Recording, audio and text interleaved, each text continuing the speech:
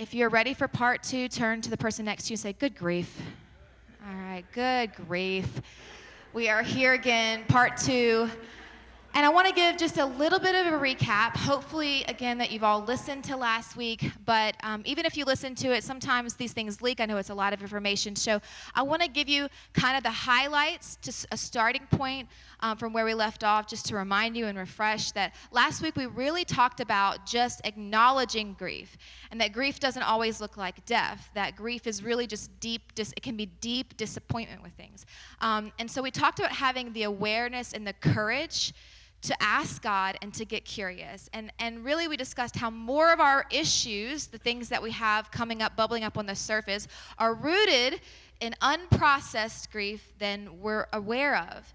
And so I challenged you to get curious. Turn to your neighbor and say, curiosity killed the cat. Now turn to the other one and say, but it saved the human, right? So I want you to get curious. In other words, I also asked you, what is your behavior trying to tell you? Your physiological responses of anxiety or insomnia or rational anger, to pay attention to the things that come out of your mouth when you're angry. Why does this make you angry? Why are you saying that in particular? Why does that movie in particular make you cry?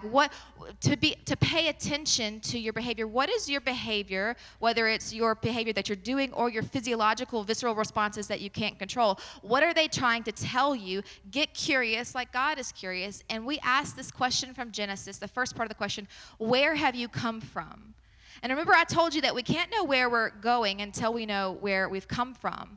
That Dr. Caroline Leaf says you can't know the adult until you understand the child. And so more of where we're going is really tied to where we come from. And if we'll understand and heal, it's just a more effective way than self-shame or accountability or behavior modification. These things will only take you so far. That God has a better way. He wants to heal your soul. And that a lot of times these behaviors that we don't like about ourselves are really just symptomatic of something underneath that needs to be healed. And so as the mama heart in me, I beg you to go deeper, to get curious. And I'm going to tell you that it's a journey of curiosity. But also to remind you, the last recap is that grief can only be gone through. It can't be gone around. So I want you to picture a destination. So when I look out my window, I was blessed and I have these mountains and a valley. And if there was a destination through the valley of these mountains to the other side, I want you to picture that's what grief is like. It has to be gone through. We have to walk through the valley of the shadow of death. There's no going around it. And so we have to just determine to face it head on. And so I'm going to give you a few things before I talk to you this week. Last week we talked about just seeing it, but now we're going to say, what do I do with this once I see it? Can I just ask out of curiosity, how many of you have seen some things or noticed some things you didn't know last week about yourself? Raise your hand, okay? Some things you've had. Awesome. And so how many of you, if you're honest, would say, now what? Okay, like you kind of felt like, okay, great, thanks for bringing this up. Like I had that, comfortably suppressed in my childhood. I would have preferred you left that in the closet, right? So what do I do with it now? And that's really what we're going to talk about today. It's processing. But before we do, I'm going to give you 4 little things just as a preface to understand about grief and this process. First, understand that God is not trying to hurt you, but rather to heal you. So he is not sadistic. He doesn't enjoy watching his children have pain. And I love how Jesus said, if you being evil know how to give good gifts to your children, how much more does the Father know how to give you good gifts? What is Jesus saying? There's no way you're a better parent than he is. So you don't enjoy, I would venture to say that probably if you're in this room listening to my or listening to my voice, you don't enjoy watching your children suffer. Okay, we'll have a whole nother meeting, cast out demons if that's you, right? But you don't enjoy watching your children suffer or in pain, and neither does God. And God is not doing this to hurt you, but rather to heal you. It's like if there's a splinter or even worse, a piece of shrapnel inside of you, and we know that unless we really get to the root and pull this thing out, you're going to have constant pain, and it's going to infect, it's going to continue to creep through areas of your life. So the Lord is trying to heal you. In Isaiah 42, it says this, he will not crush the weakest reed or put out a flickering candle. He will bring justice to all who have been wrong. What does this verse mean? It means, can I just tell you, he is so tender in the way that he does this. I think that's one of the most beautiful parts of the Lord is that I watch how patient and how tender he is with broken people. And you may have seen a side of God that wasn't patient and wasn't tender, maybe even a pastor or someone that was supposed to represent God that didn't seem patient and didn't seem tender. And can I tell you, that's not the heart of God. That God, the Father, is patient and tender. He's a loving Father. And in Matthew 5:4, he says, "Blessed are those who mourn, for they shall be comforted." So he's saying, I'm not calling you to mourn without subsequently enabling you to be comforted. He's not the father that watches the child cry and stands there emotionless and doesn't intervene. He's not trying to hurt you, he's trying to heal you. The second thing I want you to understand, this is really, really important. A lot of people don't understand this. This is a process, not an event. Grief is a process. It is not an event. I don't care who has told you time heals all wounds. That is not true. Okay? The wound will stay there unless you allow the Lord access. But I'm going to also tell you this. We live in a very fallen, broken world. And until we see Jesus, all things will not be made new. There are some things that time cannot heal. Only Jesus can heal. And even that healing, as we'll talk about in the later part of the message, is an anticipation of when Christ will make all things new again. And so it's a process, not an event. I want to show you this picture. And I know you've heard that grief comes in waves. We'll talk that a little bit. But I'm going to show you this over several times during this message. But I want you to see that this is a cycle that we will go through waves of grief over and over and over again. So as we talk about this message, I want you to understand that even when we look at Jesus' life, that he did this. He cycled through this. Even as I lost my father, I had to cycle through. Or as I'm processing childhood pain or a wound from something, I'm cycling through the process. It's not an event. It's going to happen over and over and over again. And this picture will come back up and we'll go into detail. But I just want to show you this. So in Ecclesiastes 3:4, it says, there is a time to cry and a time to laugh. And so we need to understand the times and seasons. We need to understand there are certain times in your life that God is going to say, okay, let's talk about this. I know you don't want to, but let's talk about this. And then there are certain times there'll be a wave of where he'll give you joy. And if you've ever lost someone close to you, you've experienced when you're laughing and you almost feel guilty, like you're not supposed to laugh right now because you're supposed to be sad. But this is the grace of God. He doesn't put grief all on us at one time. He gives us grace and he lets us process a little bit by little bit, day by day, sometimes hour by hour, or when you had monumental traumatic loss, sometimes it's minute by minute, but you'll even see his grace meet you. But there's a time to cry and a time to laugh, and he doesn't do it all at once, a time to grieve and a time to dance. So in other words, this process of heaviness won't be constant. This is going to be incremental revelation. And certain times are going to be harder than others, okay? Do we understand this? Certain times are going to be harder than others. It's going to be little bit by little bit, but I just want to prepare you that if you are a part of that personality trait that's like, tell me what I have to do to just get through the grief, just help me to get there, let me get to the other side, okay, what I got to do, I'm just going to head on, just take it on. It doesn't work like that. I wish it did, but it doesn't exactly work like this. Is a journey with the Lord, like in the Garden of Eden, walking with God in the cool of the day and being healed until we see him face to face. And so it's incremental, and he's going to reveal things. And this is so good because some surgeries are so complex that it would kill you if you did the whole surgery in one sitting. There are some things, some wounds that the surgeon has to be so careful with you that he won't try to go in and do it all at one time. He's going to schedule several surgeries stretched out over the next year and a half. He's going to put you under, take this part, let you heal. Do you see this? And this is what the Lord does with our trauma. He doesn't come in with a heavy hand and just yank the whole thing out. You might bleed out, okay? He comes in little bit by little bit, so don't rush the process. I love how it says in John that Jesus said, there is so much more I want to tell you, but you can't bear it now. Can I tell you that it's like an onion? You're going to see this path of like God writing who you are, who you're not, and then telling you who you are, undoing the lies of who was spoken over you, and then rewriting what his truth is. It's going to be like peeling an onion. The rest of your life, you're going to see that as you look in the face of him, you discover who you really are and who you're really meant to be. But it is a process, and he's so tender. He's like, I'm not going to tell you all of this at once. It's like a 2-year-old.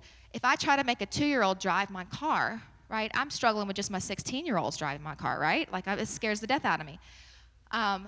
So the Lord's not going to jerk you from here to here. Just because it's your destination, you're on the way. And so I think giving yourself grace to be in a process and not to have fully arrived at this moment. In Psalm 23, he makes us to lie down in green pastures. He leads me beside quiet waters. He restores my soul. If you could take Psalm 23, I know we know it so well, as an image of what the Lord wants to do with you each day in your quiet time, it would be, I'm telling you, it will change your life. I am telling you that my process, I had people along the path that helped me through certain stages, but most of my healing was in the quiet place with Jesus, walking in the garden in the cool of the day, so to speak. Him taking me and restoring my soul, and conversations between he and I, and letting me hear his voice. And it's a beautiful journey. He leads me beside still waters. He restores my soul. He guides me in paths of righteousness for his name's sake. Even though I walk through the valley of the shadow of death, I will fear no evil, for you're with me. Your rod and your staff, they comfort me. And so this is a journey, which brings me to the next part that I want you to understand, is that the Lord can initiate the grieving process, but ultimately we have to decide to take him up on the journey through it. And so he's not going to force us to go on this journey. He is not like that. Jesus constantly asks, do you want to be healed? What can I do for you? What is it that you want? Jesus didn't force himself on people, and the Lord doesn't force himself. He won't make, in other words, he's not going to make you do this if you don't want to. We get the choice in this. Listen to Jesus' words to Jerusalem when he wanted to heal Jerusalem. Jerusalem, Jerusalem, you who kill the prophets and stone those sent to you. So they were reacting on God's messengers. These irrational reactions. How often I longed to gather your children together as hen gathers her chicks under her wings, but you were not willing. And look, your house is desolate. And I could just hear the Spirit of the Lord saying, how long I've wanted to heal you. Will you let me heal you? Will you trust me that I have your good, that I know the plans to have for you, and they're not to harm you, to give you a future and a hope? Will you let me take you on this journey? We get to decide whether or not we'll say yes. You know, there's something inside of us that when someone dies, we want to honor it with a proper funeral, right? Like there's something intrinsically inside of us that if, we want to go if they died overseas, we want to get that body and bring it back and have a proper funeral. And can I tell you, there are things that died in you, there are things that happened to you that deserve a proper funeral. They deserve a proper grieving process. They deserve the dignity of being acknowledged and truly processed in a healthy way. And that's what the Lord wants to take us on, but he won't force us. And here's the good thing, the final little preface. Understand that he promises to stay on this journey with us. That he's not going to call us to walk through something, that he won't be right there with us. And this is the most beautiful part of this whole message, okay? Is that this is something Jesus himself lived. He lived this. He's not the leader that tells you to do one thing, but then holds himself to a different standard. You're going to see that Jesus lived through all of this. And why did he live through grief? It's the same question of why did Jesus get baptized? He was never lost. Why did he have to get baptized? Well, the same reason God rested on the seventh day. He wasn't tired. He didn't need a nap from all that talking things into existence. He did it to model it for us. And the love of God, the tenderness of the Father to send his Son, and not just to become a sacrifice, but to live as one of us and to go through all of these very human experiences so that when he counsels us, we have an example that he has lived this, and he's not just giving advice that he himself is not willing to take. That he is our example, and so he will walk through this with us. In Hebrews 4, it says, this high priest of ours understands our weaknesses, for he faced all of the same testings we do, and he did not sin. That's so comforting. In Isaiah 53, it tells us this about Jesus' grief. He was despised and rejected, a man of sorrows. He was acquainted with deepest grief. The deepest grief you could have in this room, I'm telling you, he was acquainted with the deepest grief. And yet we turned our backs on him and looked the other way. He was despised, and we did not care. Now, why am I including that part? I want you to hear what this says about Jesus and John. But Jesus didn't trust them talking about the crowd because he knew all about people. No one needed to tell him about human nature, for he knew what was in each person's heart. So in other words, not only did Jesus grieve, but he grieved truly alone. There was no one with him. And can I tell you, Jesus grieved alone so that you will never have to. He bore it. And what's so beautiful, it's not just that he's bearing his grief. We'll see as he lost his father, as he's dealing with the rejection of humanity, but he bore our grief. It says this in Isaiah 53, surely he has borne our griefs and carried our sorrows. This means when Jesus was carrying the weight of grief, every single loss you've ever had, every broken thing that's happened to you because of the fall, every single time that you have been abused or rejected, every grief that you could feel, Jesus had all of humanity's grief on him in this one moment. He bore our grief. If there's anyone who could understand, it's Jesus. And this is why as we talk about this subject of grief, I want to tell you, I'm not a licensed certified counselor, okay? And I'm not trying to be. I'm going to tell you that what my area of expertise is, what the area that I know is, it's the scriptures. And so we're going to look at what does the Bible say about grief. And coincidentally, psychology now has caught up with it and figured out that it's truth. And so we're going to look at what does Scripture say? How did Jesus grieve? Because if Jesus grieved like this, then we can bank on it that it's a good way for us to process grief as well. Does anybody attest to that? If it was good enough for Jesus, it's good enough for me. So let's look at how did Jesus grieve. Let's start in the garden, even though this is really not where his grief started, but this is a good little snippet. Chapter 26 of Matthew. Then Jesus went with them to the olive grove called Gethsemane, and he said, sit here. This is Peter, James, and John. Sit here where I go over to pray. And he took Peter and Zebedee's two sons, James and John, and he became, listen to these words, anguished and distressed. He told them, my soul is crushed with grief to the point of death. This is Jesus saying, just the grief alone could kill me right now. That's how heavy it is. Stay here and keep watch with me. And he went on a little further and bowed with his face to the ground, praying, my Father, if it's possible, let this cup of suffering be taken away from me, yet I want your will to be done, not mine. Then he returned to the disciples and found them asleep. And he said to Peter, couldn't you watch with me even 1 hour? Keep watch and pray so that you will not give into temptation, for the spirit is willing, but the body is weak. Verse 42, then Jesus left them a second time and prayed, my Father, if this cup cannot be taken away unless I drink it, your will be done. When he returned to them again, he found them sleeping, for they couldn't keep their eyes open. So he went to pray a third time, saying the same things again. Do you see how Jesus is cycling? He's doing this cycle. It wasn't one time he prayed and then it was good. He is cycling through this. He returned again, he found them sleeping. So he went to pray a third time, saying the same things. Verse 45, then he came to the disciples and said, go ahead and sleep, have your rest. But look, the time has come, the Son of Man is going to be betrayed into the hands of sinners. So let's look at 4 things. I'm going to give you 4 ways, and they coincide with that cycle, that grief wave that I showed you. 4 ways that Jesus taught us to grieve. The first is this. Jesus taught us to grieve honestly. To grieve honestly. In other words, what that looks like is it's okay to feel. It's okay to feel. I told you last week, it's not helpful or spiritual to suppress pain. It is okay to feel. That word, when it says he's anguished and distressed, in the Greek, it literally means this. My soul is sorrowful, exceedingly sorrowful, overcome with sorrow, so much as to cause one's death, intensely sad. Isn't it funny Jesus didn't say, yeah, I'll be all right. Yeah, bless God, it's okay. I mean, it's just what I got to go through. I'm going to get through it. Did we see this? Like, how many people have you walked up to in the middle of the grief and like, I'm good, bless God, it's good, it's going to get me through it. Jesus is like, dude, this is bad. My soul is sorrowful, exceedingly sorrowful for the point of death. Do you see his raw honesty? And do you see that doesn't make him weak, that makes him strong? And what have we done, especially to our little boys, when we have conveyed this message that somehow you're not a man to convey emotion or to feel? That you're less, when the most manly of all mans, if that's a proper phrase, would be Christ. And he was totally honest with the pain he was experiencing.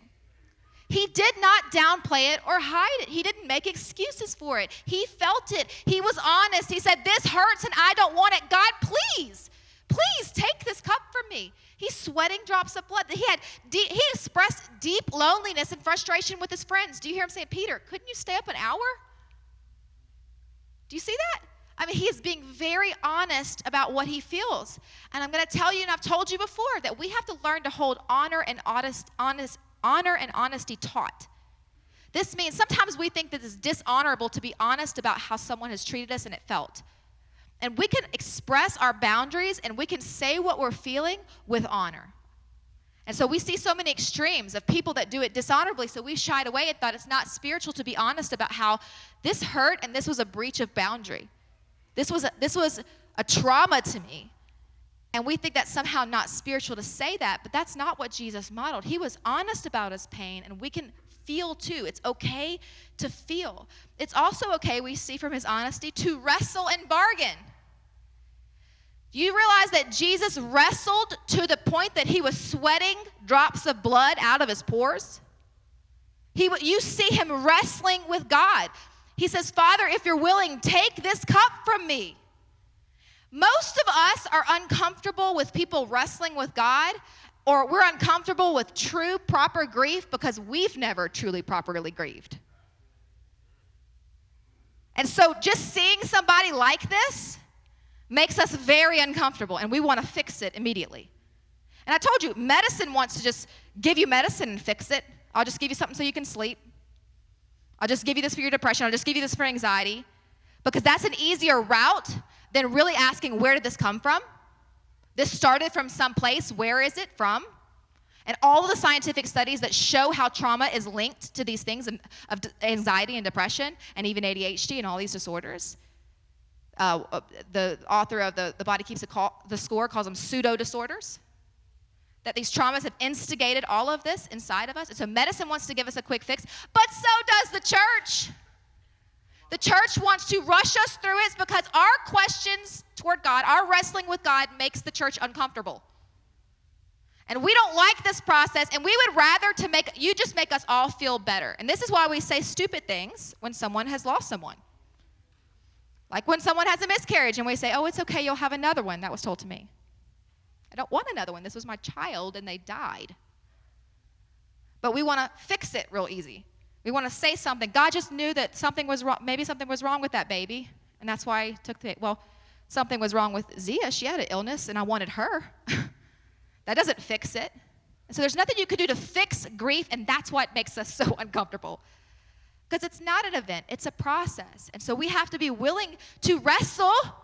And it's even don't you love that? So psychology would call it bargaining. It's a bargaining stage of grief.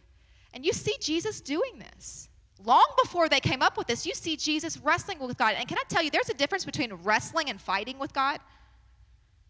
A total difference. When Jacob wrestled with God in the tent, when you wrestle with someone, you know the other person is going to beat you, right?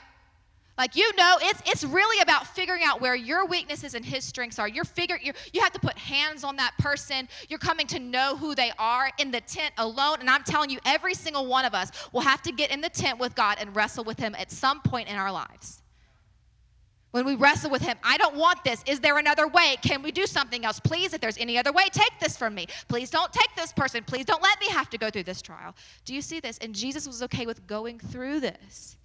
There's a difference between wrestling and fighting with God. And no relationship is going to be exempt from times of wrestling and disagreement, including your relationship with God. This brings me to the last way that it's okay to feel. It's okay to ask hard questions. Jesus says, this is a messianic psalm talking about the crucifixion in Psalm 22. My God, why have you abandoned me? Why are you so far away when I groan for help? Every day I call to you, my God, but you don't answer. Every night I lift my voice, but I find no relief. You see, Jesus asking hard questions. You know, only an insecure leader can't handle hard questions. And only an insecure faith can't handle hard questions. Christianity is not a house of cards that we pull one out and the whole thing collapses. If you don't think people have wrestled with hard questions through the whole history of our faith, God does not need us to defend him. He is perfectly capable of defending himself. And he's okay with hard questions. He's okay with us being honest. And when we tell somebody, you can't ask that, you don't say that, you just need to, no, you have to rebuke that thought. Listen, the thought's still there. The question is still there. They're going to bury and suppress it, but something inside of them is going to gnaw at them. But why? And can I tell you, just like a kid beating on a good father's chest, why I don't understand, or slamming the door, God can handle your hard questions. It's okay. It's okay. I know. I remember when I lost my dad asking these hard questions. Where were you? Why would you do this? I remember being in the car at the moment we were FaceTiming. I was trying to get to the airport to get to him. The moment we were FaceTiming and we were losing him and he was coding and me praying and believing. And I remember begging God, bargaining with God, begging him, God, please, I'm your baby, please. You said I'm your baby girl. God, please. Do you see? Please, please don't take him. Please. Begging God. And so then subsequently after that, I was left with some hard questions. Where were you? Where were you when you saw this girl begging for your help? Where were you, God? These were hard questions. And you know what made it even harder? Is that for the few months after I lost my dad, it seemed like God was silent. I would read scripture normally. I opened the scripture and things just jump off the pages. And during that season, it was like nothing. I could not get anything from him. And I asked him, God, where were you? Why are you not speaking to me at this time in my life? Why have you abandoned me? And it wasn't until years later and I was counseling a friend who had just lost her father, that I realized, it dawned on me. He was doing what good counselors do. They listen. When you go to someone and you're in pain and they always have a quick answer for you to answer all your questions and they never let you feel, he was letting me feel the normal, healthy process of grief, which includes questions. And he wasn't answering me right away. He was just letting me feel. He was doing what wonderful counselors, as the scriptures call him, do. He was listening to me. In Psalm 38:18, the Lord is close to the brokenhearted. Even when you can't feel him, I'm telling you, the Lord is close to the brokenhearted. He rescues those whose spirits are crushed. God can handle your big questions. It's okay to ask them. The second thing, so we learned, he taught us to grieve honestly, that this is a part of feeling it. Don't suppress it, feel it. But the second thing is he taught us to face grief directly. To face grief directly. I want you to get this statement, this little tiny sentence in your mind. Avoid avoidance. Avoid avoidance. Face it directly. Start the journey. Listen, Jesus said, please take this, but he didn't stop at saying, please take this cup from me. He said, Father, if you're willing, take this cup from me, but listen to where he lands. Yet what? Not my will, but yours be done. He hears the Lord saying, he's wrestling, and the Lord says, son, I know. We have to do it this way. It has to be done this way. And Jesus in his heart decided, okay, I'm going to face it directly. Not my will, but yours be done. I'm going to go through this, and I'm going to face it directly. And listen to this in Matthew 27. The soldiers gave Jesus wine mixed with bitter gall, but when he had tasted it, he refused to drink it. Why would he? So he was thirsty, and they give him wine. And why did he refuse to drink it? Because he tasted that it had alcohol. He did not want to numb the pain that he was going through. He was going to feel every part of that cross. And listen, I'm telling you, you're going to have to, if you're going to really go through grief, you're going to have to let these big feelings come up, let the big questions come up, and determine, I am not skirting around this. I'm refusing to numb this any longer. I am going to face this directly.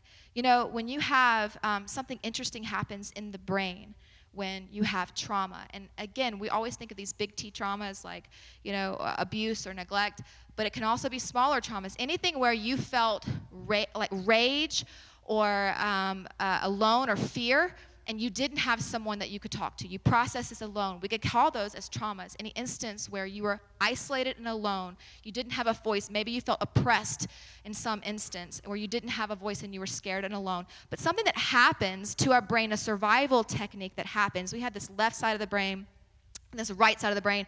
And the left side of the brain is really storing the memory of what happened, the actual occurrences of what happened, the facts about what happened.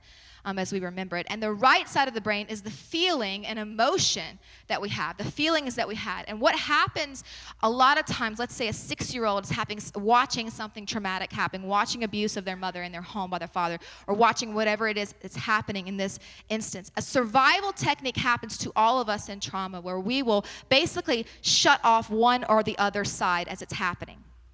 Okay, so I call this dealing and feeling. When we address trauma, we have to both deal with it and we have to feel it. We have to feel it and deal with it, okay? But what happens is a lot of us will, as a survival, we kick into fight, flight, or freeze. You heard that? So we're having this panic response from trauma. It's surviving. And so just to cope with the reality of what's happening, because I'm convinced if our little brain really felt and understood the gravity of what was actually happening before us, we might not survive it. And so what happens is we choose one or the other to stay awake about this instance. So either you have all of the feeling where all of these emotions just come out and you feel, but you can't remember what happened, which was my case. I had a tendency to not feel, and I even blocked out whole sections of my childhood that I could not remember until the Lord has really started to bring some memories back as I was ready to be shown. And so we block out the whole instance or reframe it so it sounds nicer and prettier than what it really is in our brain. Or the opposite, we'll recount it with detail, but we've shut off all the emotion to it. And I've seen foster children do this, recount in detail horrific events of one of their parents' death with no emotion, stoic. How do they do that? It's because they're shutting off one or the other. And what I'm telling you is that we have to be willing to both feel and deal. Okay, so let's talk for a minute about this feeling. This is what's happened. So I want to tell you that there's some symptoms of dealing but not feeling. Dealing but not letting yourself feel. These symptoms are like staying busy, moving on too soon, distracting yourself with addictive behaviors. And this is not just, drug addiction. This could be shopping addiction, retail therapy. This could be vacationing constantly to get away. Okay, this could be eating a lot of food or controlling things, addictive behaviors. Or even, get this one, turning it into a testimony prematurely. Do you want to know how to deal but not feel?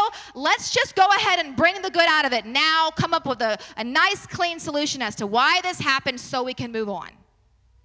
Let's turn it into a testimony right now instead of giving God time to really process what this feels. And I was notorious for doing this, and it manifested in my body. Can I tell you that if you cut off feeling pain, you're also going to cut off feeling joy. You're going to cut it all off. If you cut off your feelings, you're going to cut off both. In Ecclesiastes 7, it said, sorrow is better than laughter, for sadness has a refining influence on us. It refines us. It heals us.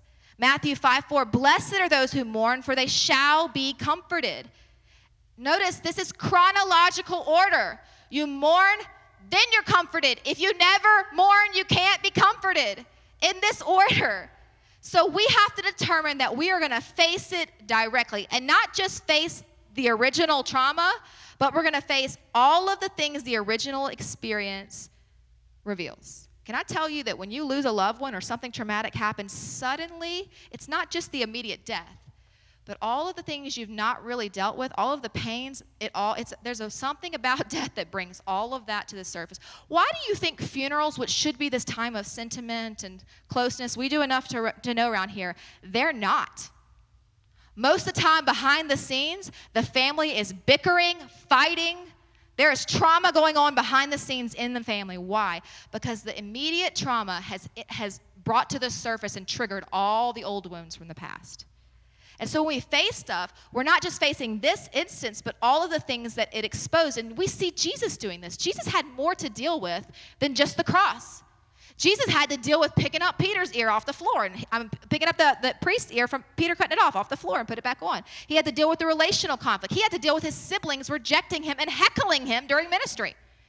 Have you ever thought about his own brothers and sisters weren't at that cross? It's one thing for the disciples, his friends, but this is his family that wasn't there other than his mama. All of the wounds that the cross instigated, we have to face them all directly. He had to face the fact that now his mother had to be taken care of. And if you've ever had an event happen to you, know all of the ripple effect that this experience created now have to also be dealt with. The third thing that Jesus taught us to do is to look for God, even if we don't feel he's there. So we let ourselves feel it. We determine to face it directly. But then we also have to look for God, even when we don't feel he's there. He said, my God, why have you forsaken me? Don't you love this? He's looking for his Father. In the garden, sweating drops of blood, he's not just going to his friends, he's going to his Father. God, if it's possible, Father, he's going to him, and he's taught us to look. And what I'm going to convey, remember I said he had to face this alone, but we don't, that Jesus is with us. And so when I say look for God, I am telling you, bring Jesus into that memory. Bring Jesus into whatever memory you have, bring Jesus. Like, for me, I'm very visual, so if I can carry this memory like a box, and in this is the shattered remains of what just happened, and I give it to Jesus. Sometimes I'm even like in my brain picturing going there with Jesus holding my hand, though, this time. Do you see what happened?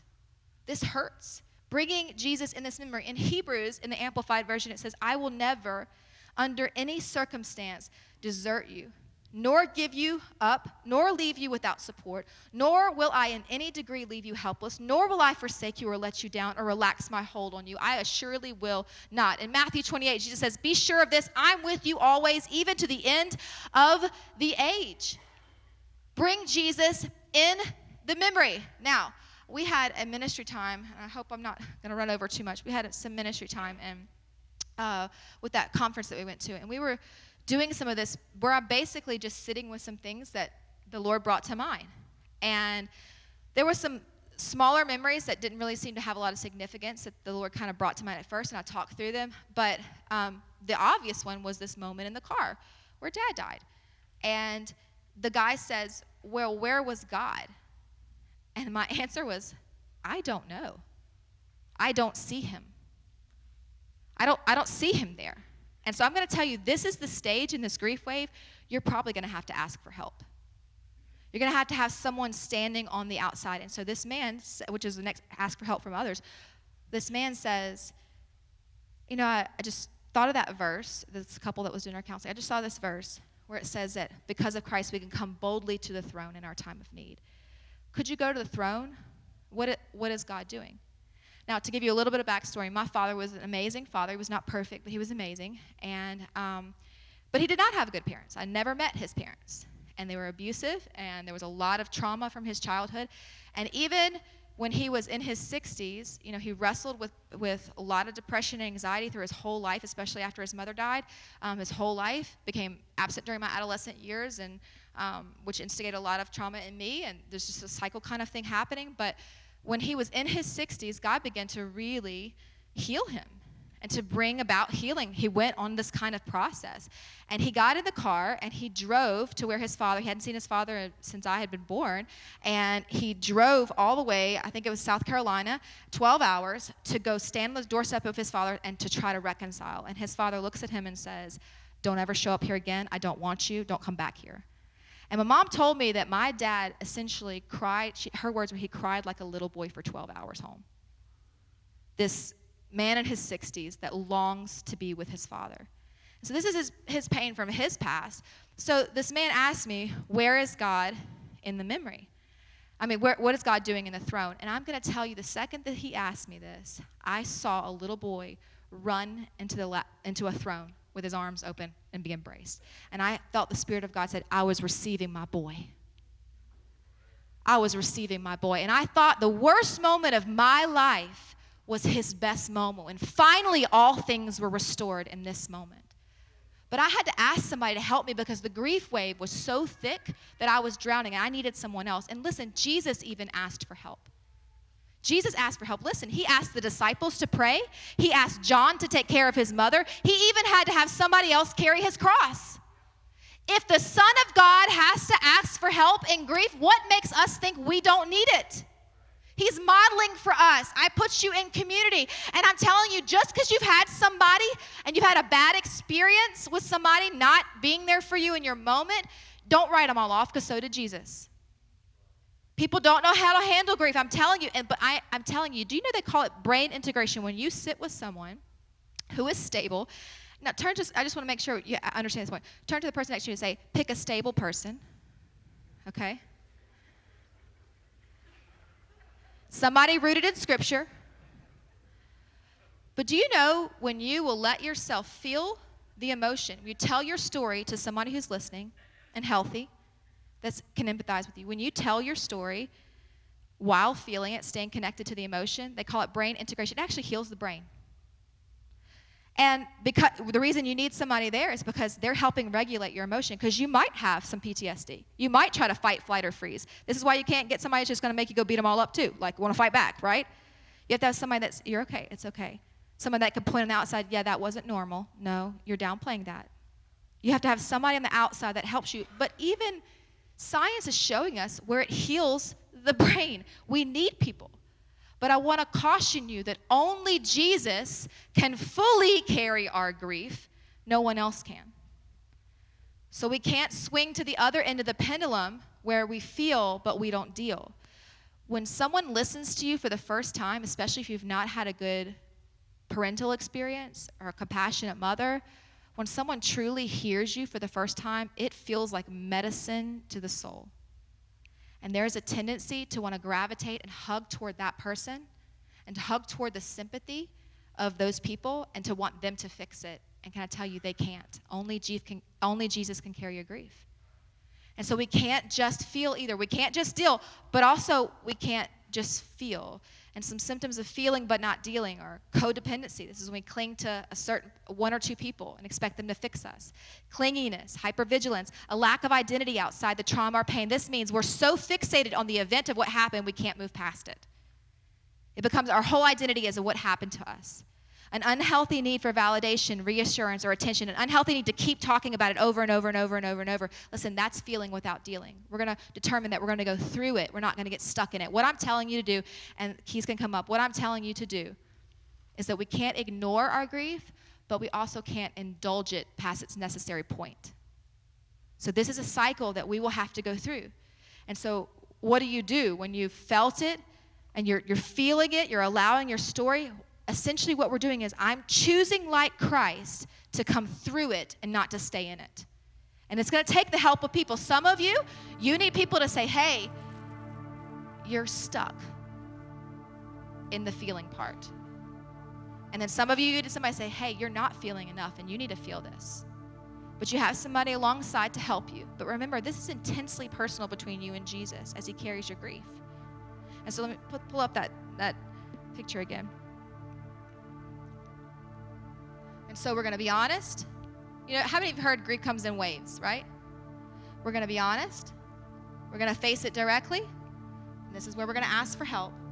And then we're going to start to look for God in the pain, okay? We're going to ask him where he was, and you might have to have help. Sometimes it'll be like, who took care of you during that time? Oh, well, the lady at the church. Do you see God in that lady at the church? Do you see how the Lord provided you even though you didn't have a mother? How he put this person in your path? That was Jesus. Who taught that 8-year-old how to make a bottle when her mother was too incapacitated to take care of the newborn? How does an 8-year-old know how to make a formula bottle and care for that baby? Do you see Jesus with you and how smart you were? Do you see this? We look for hope. We choose to look for God and to bring Jesus into the memory.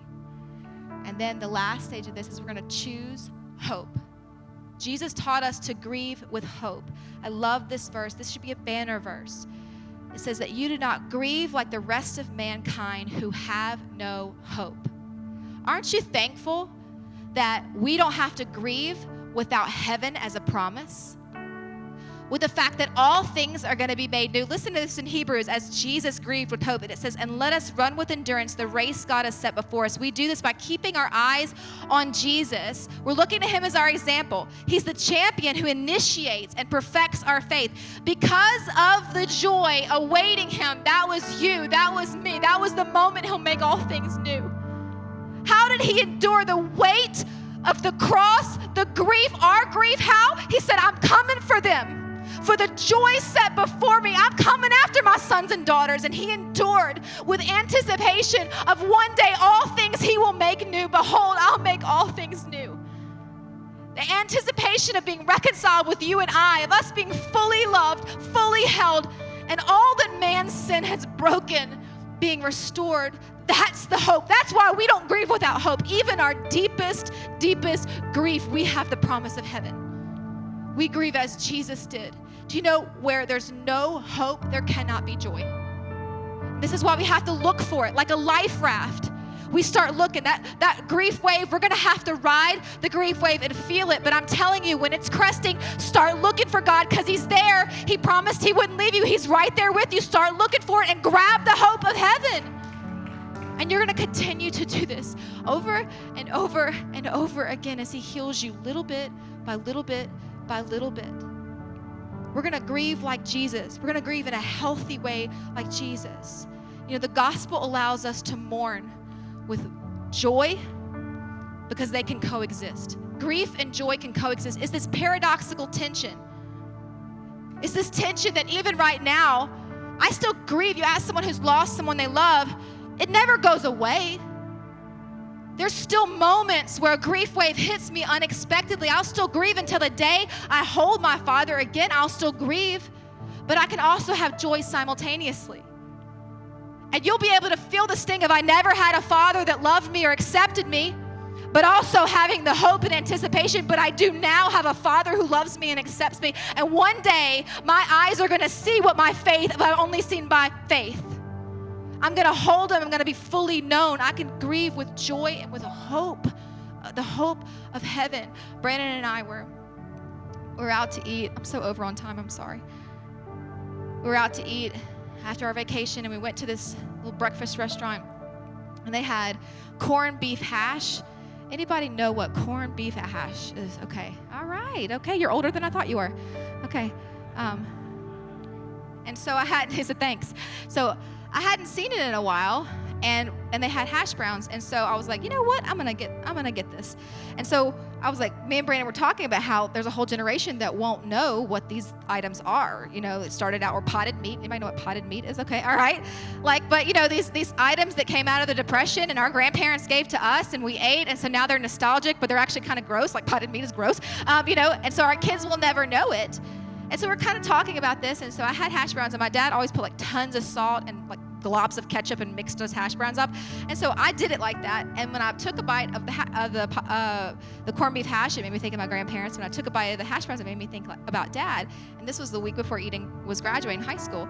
And I took the bite, and tears just started like filling my eyes. I'm like, why am I crying? I'm just wanting to eat my hash browns, you know. Like, what is this?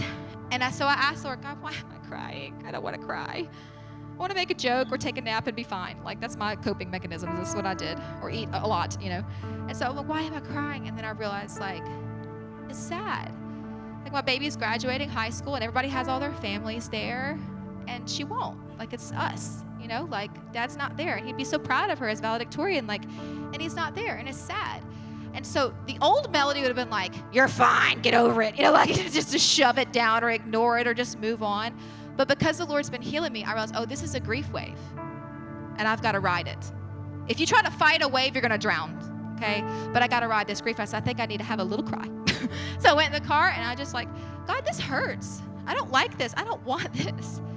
And so I just let myself kind of ride that grief wave, and it's so funny because if you know my story at all, you know that after Dad passed away, we were doing a slideshow. We were looking through pictures, and we noticed this pattern that in all of the family vacations that we had taken with Dad in the last 5 or 6 years, there was a double rainbow. In every single vacation, we had a double rainbow in the back of the pictures. I was like, what? And so I had all these pictures of Dad with these rainbows, and that rainbows kept appearing at pivotal moments in my life. Like the first Safe Haven banquet, there was a massive double rainbow over the church. This kept happening. So graduations happen, they've done their speeches, everything is over, and people are blowing up my phone. Melody, go outside. Melody, go outside. Can you put that scripture up? Can you put that picture up? And this, during graduation, the whole graduation was over the church. And I just thought, I love the Lord. Do you see how he's reminding me, you're grieving, but it's with hope, anticipation. The Bible says that since we are surrounded by such a great cloud of witnesses, let us run with endurance. Let us run. Heaven's at attention. Heaven's watching. And listen, heaven is what's in store for us. I asked you, where have you come from? Now I'm asking you, where are you going? Where are you going? Where you came from doesn't have to determine where you're going. You can say, this happened to me, it was terrible, but it will not define where I'm going.